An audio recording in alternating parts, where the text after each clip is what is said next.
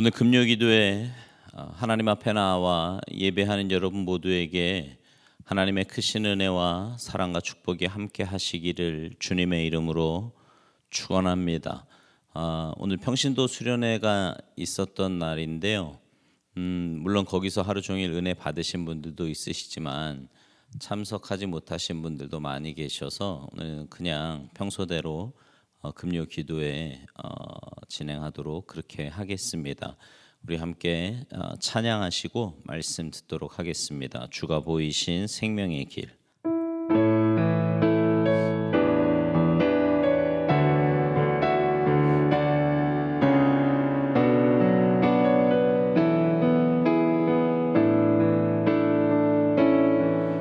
주가 보이신 생명의 길, 나 주님과 함께 상한 마음 들이며 주님 앞에 나가리.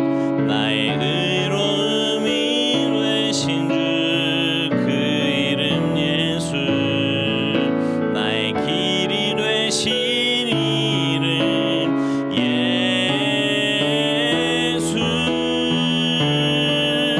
나의 길 오직 그가 하시나니, 나를 단련하신 후에 내가 정금같이 나오리라.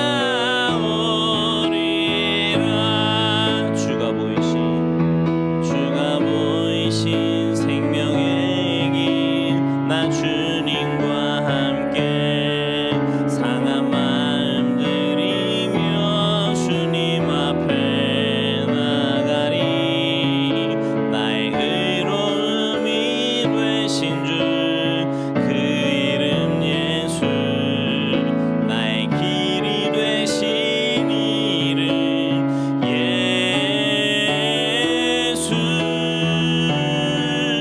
나의 길 오직 그가 하시나니, 나를 단련하신 후에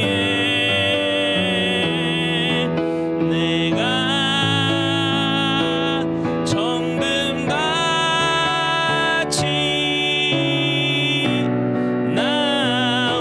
나오리라. 나의 길 오직 그가, 나의 길 오직 그가 하시나니, 나를 단련하신 후에 내가 정금같이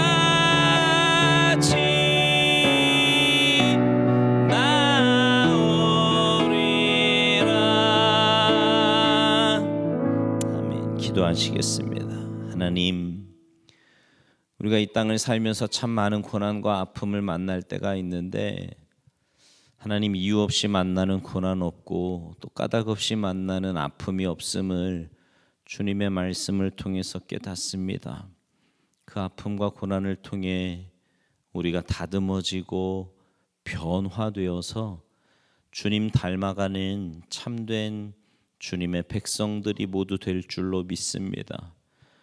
오늘 이 시간에 하나님의 말씀을 통해 주님의 귀한 뜻을 다시 한번 깨닫게 하시고, 고난과 아픔과 또 이 힘든 시대를 살아가는 주님의 귀한 백성들에게 새 힘을 허락하여 주셔서 그 말씀 붙잡고 믿음으로 승리하는 복된 인생들 모두 되도록 은혜 위에 은혜를 더하여 주시옵소서. 감사드리며 예수님의 이름으로 축복하며 기도하옵나이다. 아멘. 오늘 이 밤 우리에게 주시는 하나님의 말씀은 욥기 23장입니다.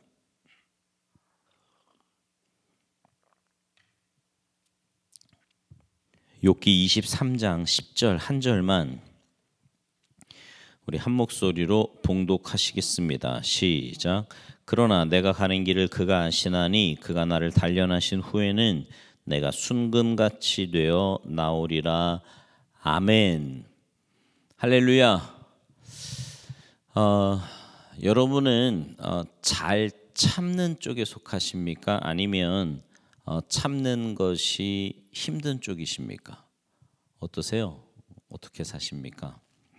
영국의 데일리 메일 인터넷판과 라이브 사이언스는요, 싱가포르 국립대학의 추수원 교수의 연구로 인내심이 강한 사람이 오래 살 가능성이 크다는 결과가 나왔다고 보고를 했습니다. 추수원 교수는 대학생 1,158명을 대상으로 한 가지 실험과 더불어 혈액 검사를 통해서 연구한 결과 참을성이 강한 사람이 잘 참지 못하는 사람보다 그 노화의 표지인 염색체 말단 텔로미어의 길이가 길다. 이걸 발견했다 그래요. 또 잘 참는 사람이 돈도 잘 번다는 연구 결과도 있습니다. 그래서 어느 투자 전문가는요, 쉽게 주식을 사면 쉽게 주식을 파는 우를 범할 경우가 많다, 이렇게 말을 했어요. 배가 고프다고 급하게 먹어서는 안 되듯이 투자도 욕심이 앞서서 무턱대고 달려들어서는 안 된다라는 말입니다. 충분히 준비하고 냉정하게 생각한 후에 투자해도 늦지 않다는 거지요. 그래서 투자의 귀재라고 불리는 워런 버핏은 이렇게 말을 했습니다. 매번 휘두르려고 하지 말아라. 치기 좋은 곳에 공이 들어올 때까지 기다려라. 그런 말을 했습니다. 뿐만 아닙니다. 참고 기다린 사람들이 성공한 예는요, 굉장히 많습니다. 위대한 물리학자 엘버트 아인슈타인은 4살까지 말을 못하고 7살까지 글을 읽지 못했다고 합니다. 베토벤은 음악 교사로부터 작곡가가 될 가망성이 전혀 없다는 말을 들었다 그러고요. 월트 디즈니는 아이디어가 없다는 이유로 신문사에서 해고를 당했습니다. 톨스토이는 낙제생이었고요. 파스테르는 대학에서 화학 과목을 잘 하지 못했다고 합니다. 아브라함 링컨은 블랙호크 전쟁에 사령관으로 참전했다가 쫄병으로 퇴역을 당했습니다. 윈스턴 처칠은 중학교 때 낙제생이었어요. 여러분, 지금 제가 이야기한 사람들이 다 그래도 역사의 한 획을 걷던 사람들 아닙니까? 근데 그런 그들이 그렇게 정말 힘들고 어려운 시간들을 보냈음에도 불구하고 탁월한 인생으로, 성공한 인생으로 살아갈 수 있었던 이유는 참으며 기다렸기 때문입니다. 하나님은요, 자기 백성된 여러분들 또한 그들처럼 되기를 원하십니다. 여러분이 잘 참고 기다릴 줄 아는 사람이 되기를 바라신다, 이 말이에요. 바로 오늘 본문이 그것을 말씀하고 있습니다. 오늘 본문은 욥기 22장부터인데요. 22장은 욥과 친구들의 세 번째 토론이 시작되는 부분입니다. 그 시작은요, 이번에도 역시 엘리바스로부터 이루어지는데, 자, 22장 1절부터 3절을 좀 같이 읽겠습니다. 욥기 22장 1절부터 3절 같이 읽습니다. 시작. 대만 사람 엘리바스가 대답하여 이르되 사람이 어찌 하나님께 유익하게 하겠느냐. 지혜로운 자도 자기에게 유익할 따름이니라. 내가 의로운들 전능자에게 무슨 기쁨이 있겠으며 내 행위가 온전한들 그에게 무슨 이익이 되겠느냐. 아멘. 아무리 인간이 지혜롭고 의롭고 온전하다고 해도 그것이 하나님께 기쁨이 되거나 하나님께 아무런 유익이 되지 않는다라는 말입니다. 하나님은 완전하신 분이기 때문에 사람을 포함한 그 어떤 피조물의 도움을 필요로 하지 않으신다는 거지요. 즉, 욥이 아무리 스스로 의롭다고 해봐야 그것이 하나님을 움직일 수는 없다라는 말입니다. 반면에 사람이 고통을 당하는 건 그 사람의 죄 때문이라는 거예요. 그래서 엘리바스는 하나님께서 욥을 책망하시며 그를 신문하심은 욥의 악이 크고 끝이 없기 때문이라고 말합니다. 그러니까 재산, 자녀, 건강 등 하나도 남을 것이 없이 다 잃은 욥을 보면서 아니 도대체 얼마나 흉악한 죄를 저질렀기에 이런 지독한 재앙을 만난단 말이냐, 이렇게 결론을 내렸다는 거지요. 이런 엘리바스의 결론은 그가 가진 이론 때문이었는데요. 그것은 인과응보, 상선벌악의 논리입니다. 욥이 엄청난 죄와 악을 행했기 때문에 이런 재앙과 고통을 당한다라는 말이지요. 엘리바스 말이에요. 이런 자신의 논리를 입증하기 위해서 엘리바스는 22장 6절 이하에서 욥의 죄를 지적하고 있어요. 욥은 까닭없이 형제를 볼모로 잡았으며 헐벗은 자의 의복을 벗겼다는 겁니다. 목마른 자에게 물을 마시게 하지 않았고 줄인 자에게 음식을 주지 않았어요. 과부를 빈손으로 돌려보냈고 고아의 팔을 꺾었습니다. 이와 같이 욥은 주변에 소외된 사람들, 힘들고 어려운 사람들을 철저히 배척하는 삶을 살면서도 한편으로는 이 세상에 권세 있는 자, 존귀한 자 편에 서서 그들과는 친밀하게 지냈다는 거예요. 이게 지금 엘리바스의 말입니다. 욥을 향한. 욥이 그렇게 살았기 때문에 하나님께서 벌을 내리셔서 올무들이 그를 둘렀고 두려움이 엄습하였으며 어둠에 사로잡히고 홍수가 그를 덮었다. 이렇게 말을 합니다. 이어서 엘리바스는 하나님은 높은 하늘에 계시지 아니하냐 이렇게 물어요. 이 말을 하는 이유는 욥이 하나님은 아무것도 모르는 분이며 깜깜한 흑암 중에 계시기 때문에 심판할 수 없다. 또 빽빽한 구름이 하나님을 가림으로 하나님은 구름 아래를 보지 못하시고 단지 하늘 위를 거니실 뿐이라고 말했기 때문입니다. 그러니까 욥이 얼마나 답답하면 그렇게까지 이야기를 했겠냐고요. 근데 엘리바스는 그 말을 가지고 오히려 이렇게 공격을 하는 거지요. 그러니까 엘리바스가 말하려는 것은 하나님께서 땅 위에 인생 가운데 벌어지는 모든 것들을 다 아신다는 것, 더불어 땅에 있는 모든 것을 다 다스리신다라는 뜻입니다. 그리고 욥은 하나님은 보지 못하시고 듣지 못하는 분이라고 말했지만 하나님이 너무나 좋은 분이시라 악인들이 하나님을 향해서 우리를 떠나소서 하나님이 우리에게 뭘 하실 수 있냐고 말해도 하나님은 도리어 그들의 집에 좋은 것으로 채워주시는 분이라는 겁니다. 하나님이 이런 분인데도 욥에게 그런 재난이 닥친 것은 욥이 자신이나 세상 사람들이 생각하는 이상으로 죄인이기 때문이라는 거예요. 그러니까 하나님은 그렇게 좋으신 분인데 그렇게 좋으신 분이 욥을 저 모양 저 꼴이 될 때까지 하나님이 징벌을 하셨다라는 것은 욥이 그만큼 악인이다. 이게 엘리바스의 주장입니다. 이렇게 엘리바스는 악인은 망한다. 욥이 망하였으므로 욥은 악인이다라고 하는 그 이론에 의해서 욥을 정죄한 후에 다시 한 번 더 욥에게 권면을 합니다. 22장 21절에 보면 너는 하나님과 화목하고 평안하라. 22절에 보면 너는 하나님의 입에서 교훈을 받고 하나님의 말씀을 내 마음에 두라. 23절에 보면 내가 만일 전능자에게로 돌아가면 또 장막에서 불의를 멀리하라. 25절 전능자가 내 보화가 되시며 내게 고귀한 은이 되시리라.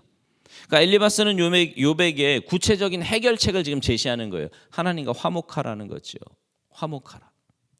욥의 모든 불행은 그가 하나님께 반역하고 하나님과 불화한 탓이라고 보았기 때문입니다. 그리고 하나님의 말씀을 마음에 두고 전능자에게로 돌아가라. 집에서 불의를 버리라. 하나님보다 더 사랑했던 돈을 버리라. 이렇게 말하고 있는 겁니다. 한마디로 회개하라는 말이죠. 욥을 향해서 지금 계속 이야기하는 게 회개해라. 회개해라. 그리하면 복이 임할 거다. 그리하면 하나님이 보화가 되실 것이다. 그리하면 하나님께서 기쁨을 주실 것이다. 그렇게 이야기합니다. 또한 그의 기도가 응답받게 될 것이라고 27절에서 말합니다. 그가 결정한 것이 다 이루어질 것이고 그 길에 빛이 비칠 것이며 하나님께서 그를 높여주실 거라고 28, 9절에서 말을 합니다. 그로 인해 죄인들이 구원을 받게 될 거예요. 30절 말씀입니다. 자, 이상이 엘리바스의 세 번째 말입니다. 근데 여러분 엘리바스의 문제가 뭐예요? 지난주에 우리가 소발 얘기도 봤잖아요. 소발처럼 엘리바스 역시 자신의 주장을 입증하기 위해서 욥의 없는 죄를 자꾸 만들어낸 거예요. 욥이 언제 그런 짓을 했어요? 그죠? 동방의 의인이라고 인정을 받는 사람이었는데 그가 언제 가난한 사람, 약한 사람들 거 착취하고 뭐 부자나 힘 있는 사람들하고 들러붙어 먹고 이런 거 아니잖아요. 근데 그렇게 자꾸 왜요? 그래야 지금 욥이 당하는 고난이 이해가 되는 거거든요. 그야말로 소설을 쓴 거지요. 근데 문제는 욥이 엘리바스의 주장과는 다른 이유로 지금 고난을 받고 있지만 그거를 입증할 방법이 없는 거예요. 욥에게는. 이게 답답한 일이죠. 그래서 욥은 23장에서 엘리바스의 세 번째 발언에 대해서 이제 반론을 합니다. 자, 23장 2절 말씀 보시겠어요? 욥기 23장 2절 시작. 오늘도 내게 반항하는 마음과 근심이 있나니 내가 받는 재앙이 탄식보다 무거움이라. 아멘. 왜 의로운 내게 고난을 주시는가? 나보다 훨씬 더 죄가 많은 사람들은 잘만 먹고 잘만 사는데 왜 나만 이런 고난을 당해야 하는가? 억하심정과 탄식이 떠나지를 않았습니다. 수천 수만 가지 생각이 끊임없이 그에게 일어나고 있었어요. 그러나 욥은 그 모든 것을 하나님께로 가져가기를 원했습니다. 하나님의 처소로 가서 기도하면서 하나님께 호소하기를 원했던 거예요. 또 자신의 고통이 타당하지 않음을 하나님과 변론하기를 바랬습니다. 이게 4절 말씀이에요. 그렇게 하는 이유가 6절에 나오는데요. 자, 23장 6절을 좀 한번 보시겠어요? 6절 시작. 그가 큰 권능을 가지시고 나와 더불어 다투시겠느냐? 아니로다. 도리어 내 말을 들으시리라. 아멘. 하나님은 그 어떤 경우에도 자기 사람들을 물리치지 않으시고 그들의 말을 다 들으시는 분이에요. 그 믿음이 욥에게는 있었다라는 거죠. 안타까운 점이 이제 8절 9절에서 나오는데, 자, 8절 9절 시작. 그런데 내가 앞으로 가도 그가 아니 계시고 뒤로 가도 보이지 아니하며 그가 왼쪽에서 일하시나 내가 만날 수 없고 그가 오른쪽으로 돌이키시나 배울 수 없구나. 아멘. 욥이 하나님을 만나고자 정말 간절히 찾고 찾았지만 하나님을 만날 수가 없었어요. 앞으로 가도 거기 계시지 않고 뒤로 가도 보이지 않고 왼쪽에서 일하시는 것 같아 왼쪽으로 돌이켰으나 하나님을 만날 수 없었고요. 오른쪽으로 돌이켜도 마찬가지였습니다. 너무너무 힘든데 더 이상 의지하고 호소할 사람도 없는데 오직 하나님밖에는 피난처가 없는데 그 하나님마저 찾을 수 없고 만날 수 없으니 얼마나 답답하고 괴롭고 또 절망적이겠냐고요.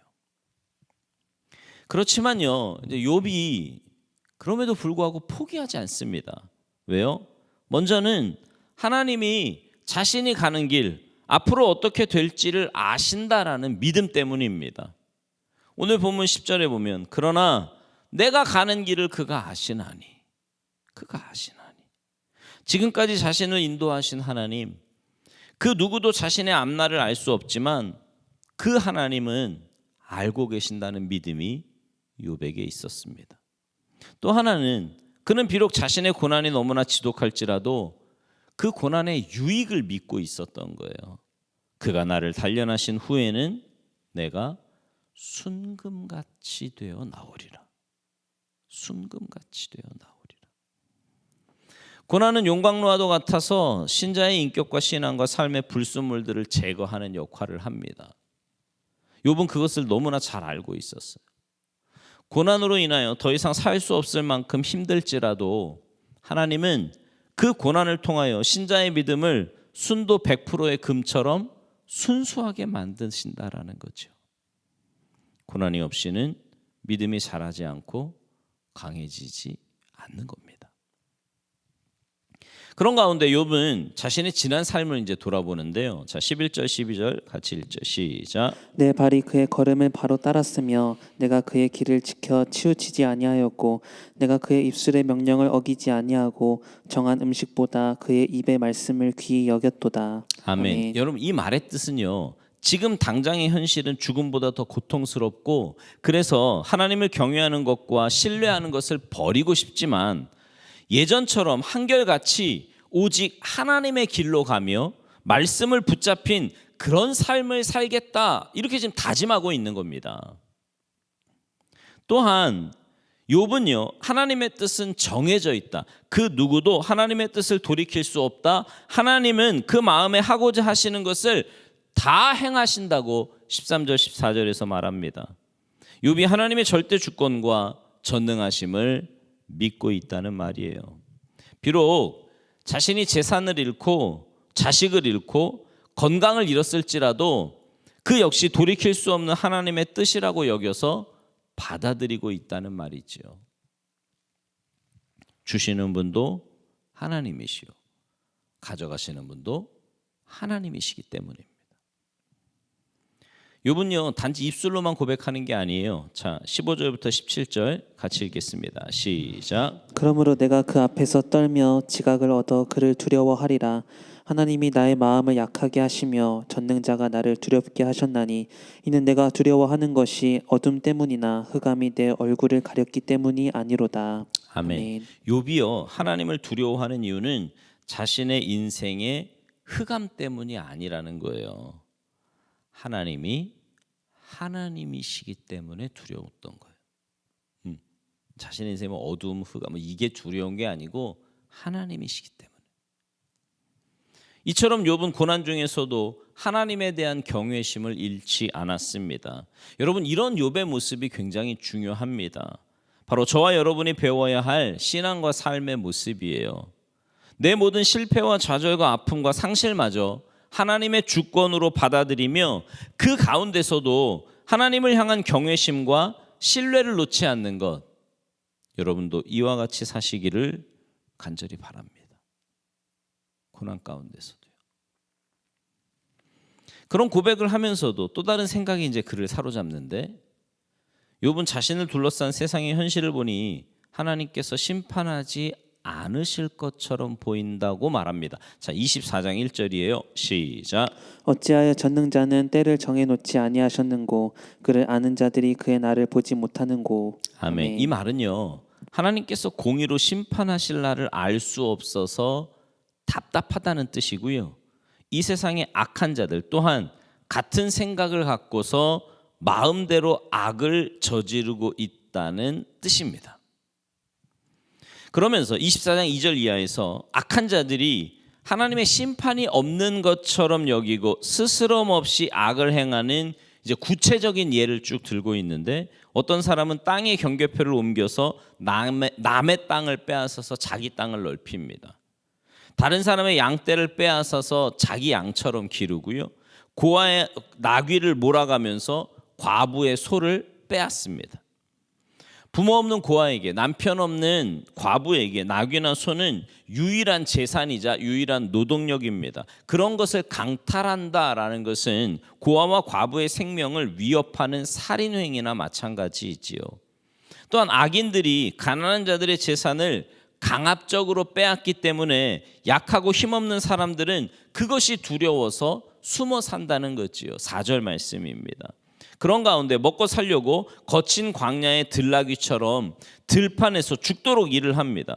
그렇게 해도 살기가 힘들어서 황량한 빈들에 나가 거기서 먹을 것을 구하려고 해요.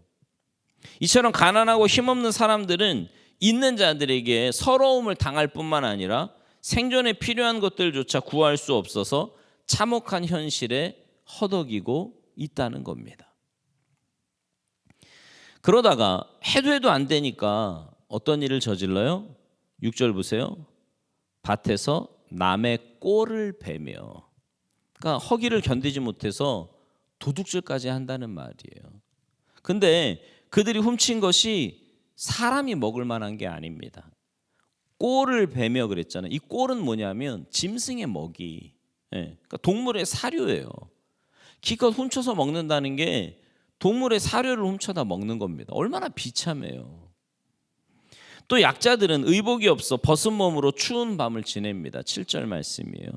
산중에서 소나기를 만나도 피할 곳은 바위 밑뿐입니다. 8절 말씀입니다. 당시 사회에서는 어린아이들이 재산으로 여겨져서 채권자들은 아직 젖도 떼지 않은 아이들을 데려다가 노예로 삼거나 팔아서 돈을 만들었습니다. 악한 사람들은 가난한 자가 빚을 갚지 않는다고 그 자녀를 엄마의 품에서 빼앗아 갔던 거죠. 뿐만 아니라 가난한 사람의 외출복이자 잠잘 때 덮고 자는 겉옷을 빼앗았습니다. 곡식 이삭을 나르는 노동을 하는데도 먹을 것을 주지 않았어요. 또 가난한 사람들은 압제자들의 철저한 감독과 통제 아래에서 기름을 짜며 포도주 틀을 밟았습니다. 11절 말씀이에요. 그러니까 힘든 노동을 하면서도 그것에 손 하나 대지 못했다라는 뜻입니다. 이렇게 성중에 고통하며 신음하며 죽어가는 사람이 많고 그들의 부르짖는 소리가 컸지만 통치자들은 그 누구도 거기에 관심을 두지 않았어요. 13절부터 욥은 이제 또 다른 부류의 악인들에 대해서 말을 하고 있습니다. 그들은 광명을 배반하는 사람들, 즉 빛을 싫어하고 어둠을 사랑하는 자들이에요. 그들은 자연의 빛, 율법의 빛, 양심의 빛을 거부하는 사람들입니다. 그들은 공의를 행하지 않고 불의를 행하는 자들이에요.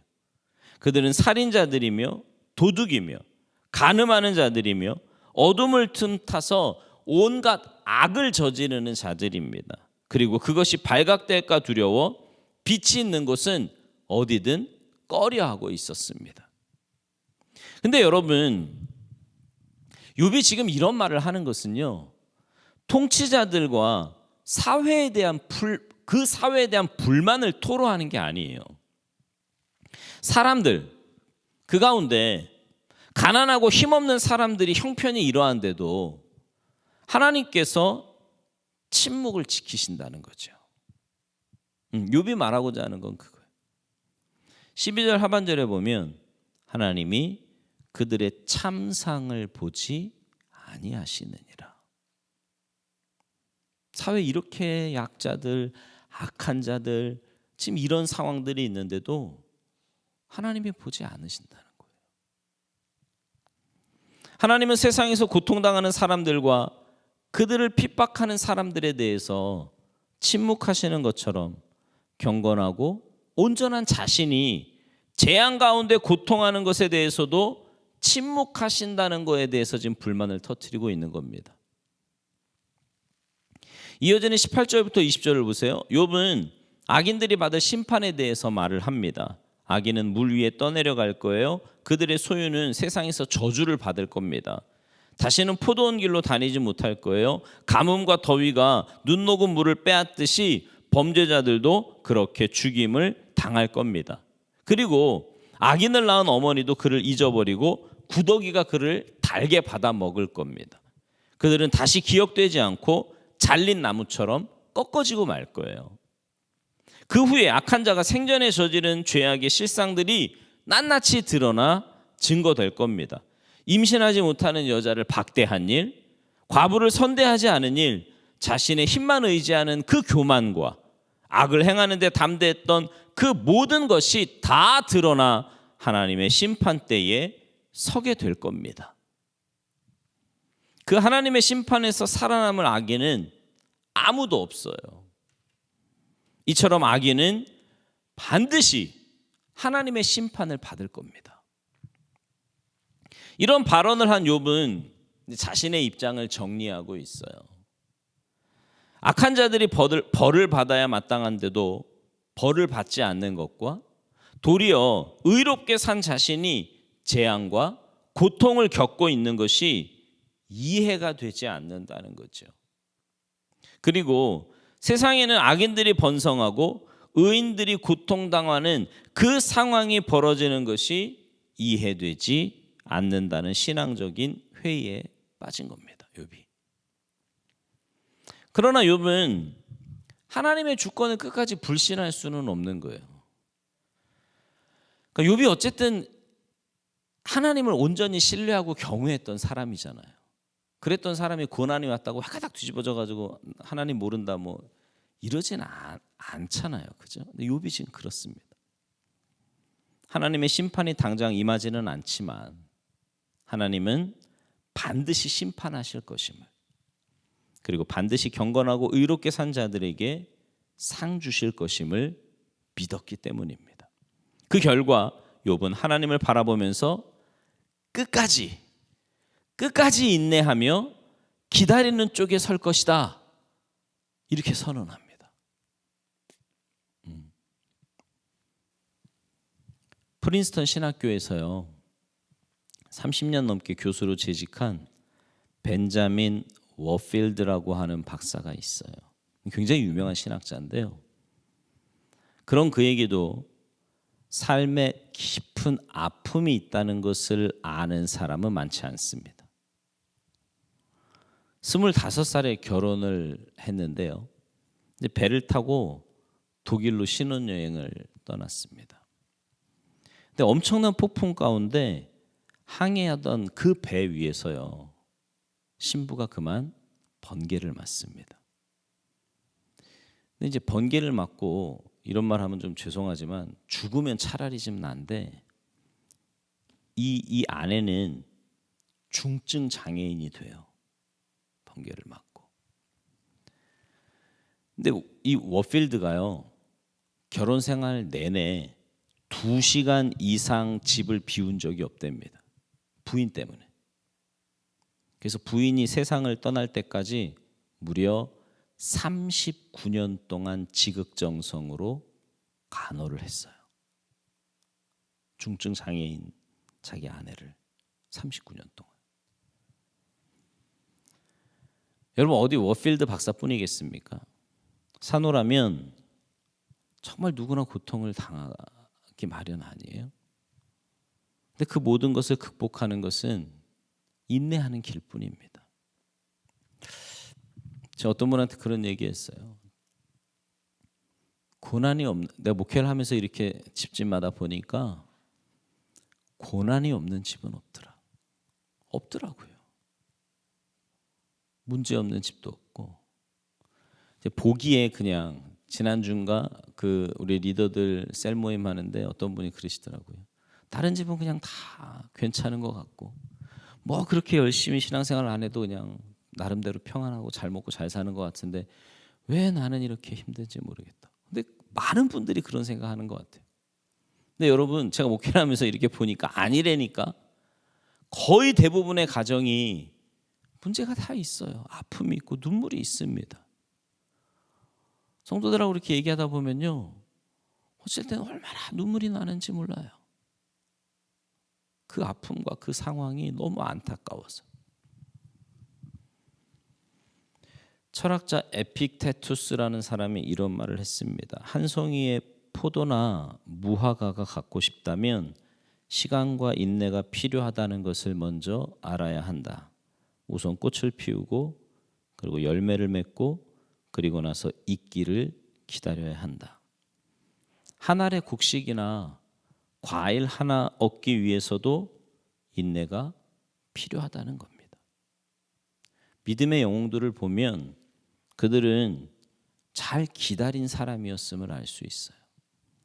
모세는 이스라엘 백성들을 애굽에서 이끌어내기 위해서 40년 기다렸잖아요. 그리고 광야에서 또 40년을 기다렸고 그리고 40년 동안을 그들과 함께 또 광야에서 보내야 했습니다. 다윗은 왕이 될 때까지 10수년을 유리방황해야 했어요.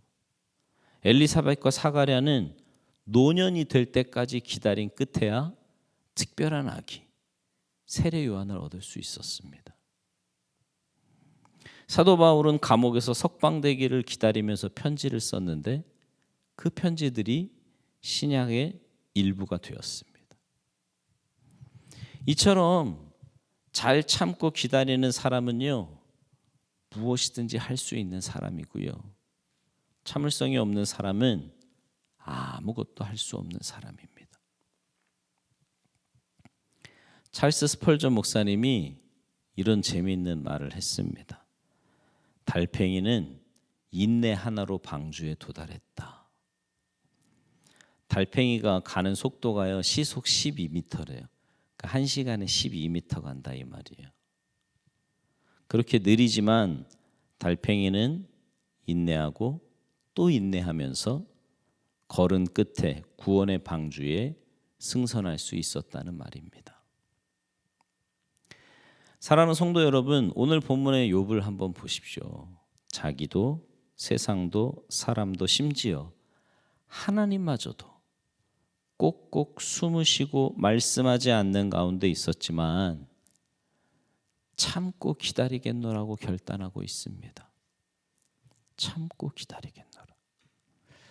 언젠가 반드시 악인은 심판을 받고 의인이 상을 받을 것을 확신했기 때문이에요.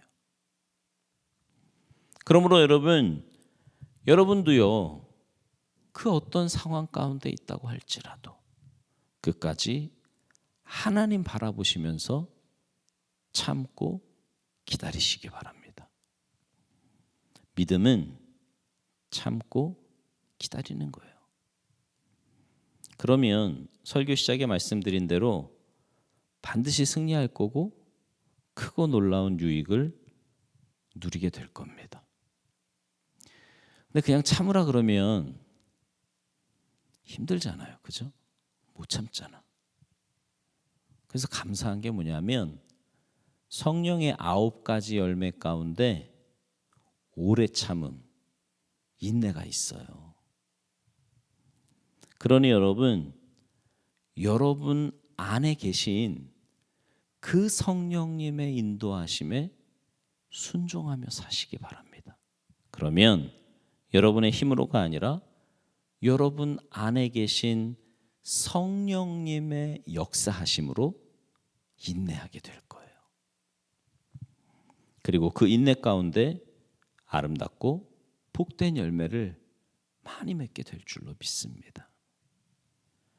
이런 놀라운 은혜가 오늘 말씀 듣고 여러분 안에 계신 성령님의 인도하심에 순종하여 인내함으로 복된 역사, 복된 열매 맺는 그런 역사가 여러분 모두에게 나타나게 되기를 주님의 이름으로 축원합니다. 기도하시겠습니다. 이제 우리 함께 기도하실 때 때로 그럴 때 있잖아요. 이제 다 내려놓고 싶다. 그만하고 싶다. 이것도 안 되는 것 같고 저것도 힘든 것 같고 이렇게 저렇게 내 삶에는 문제만 있는 것 같고 정말 인생이라는 것이 과연 이런 건가? 이런 생각이 들 때가 분명히 있어요. 그러나 여러분 하나님의 때를 기다리는 사람들을 통해 여러분 생각해 보세요. 말이 40년이지 말이 10수년이지 그 시간을 기다리면서 하나님의 뜻 가운데 거한다는 게 그게 어찌 쉬운 일이었겠습니까? 그러나 그렇게 믿음의 인내를 산 사람들을 통해 하나님은 역사를 써내려 가셨고 놀라운 일들을 행하셨어요. 우리도 마찬가지입니다. 우리의 삶이 비록 고난 가운데 있고 문제 가운데 있고 아픔 가운데 있다고 할지라도 우리 안에 계신 성령님의 인도하심 따라 믿음의 눈을 들어 주님 바라보면서 끝까지 참으면 순종하며 참으면 우리의 삶에 분명히 하나님의 놀라운 은혜의 역사가 있게 될 줄로 믿습니다. 이 시간 우리 함께 기도하실 때 하나님 먼저 내 안에 계신 성령님의 인도하심에 순종하는 삶을 살게 하옵소서. 그래서 성령의 열매대로 인내 열매를 맺으며 살게 하시고 그렇게 잘 참고 하나님의 때를 기다림으로 하나님의 역사하심을 우리의 눈으로 보는 놀라운 은혜의 역사가 나타나도록 주님 도와주시옵소서. 이 시간 우리 간절한 마음으로 함께 기도하시겠습니다. 살아계신 하나님 감사합니다. 하나님 우리에게 믿음을 주시고 하나님의 말씀 허락하여 주셔서 주님의 말씀 가운데 믿음 가운데 살아가게 하시니 감사드립니다.